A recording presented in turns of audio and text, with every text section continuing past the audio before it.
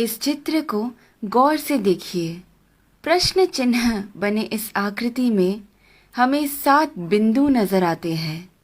इन 7 बिंदु को 7 नक्षत्र माना जाता है। इन्हें सप्त ऋषि मंडल के नाम से जाना जाता है।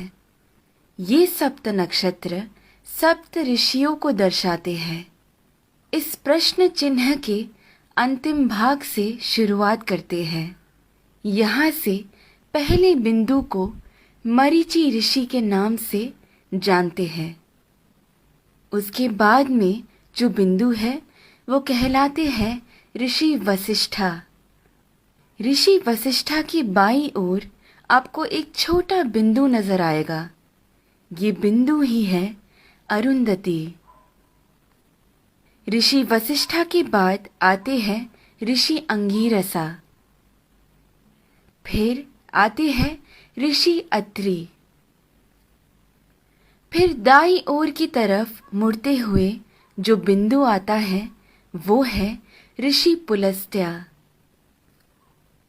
उसके बाद आते हैं ऋषि पुलह और फिर ऋषि क्रतु।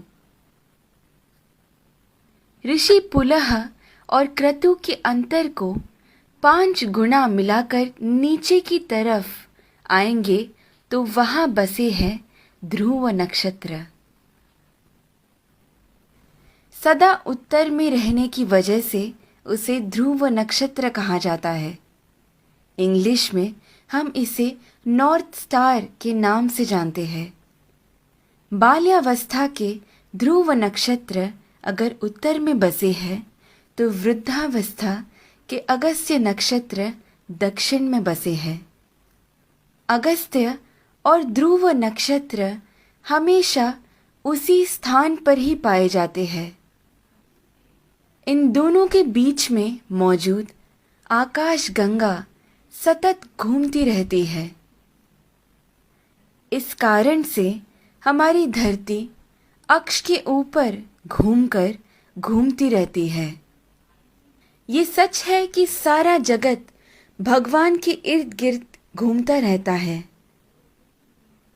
लेकिन वो हमें कभी नजर नहीं आ सकता।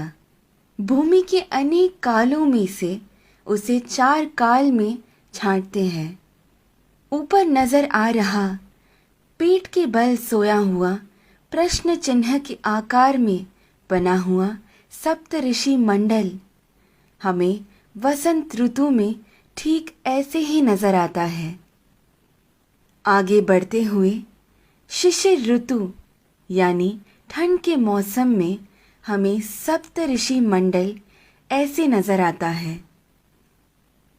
फिर शरद ऋतु में जब सारे पत्ते झड़ने लगते हैं तब सप्त ऋषि मंडल हमें ऐसे पीठ के बल सोया हुआ प्रश्न चिन्ह के आकार में नजर आता है।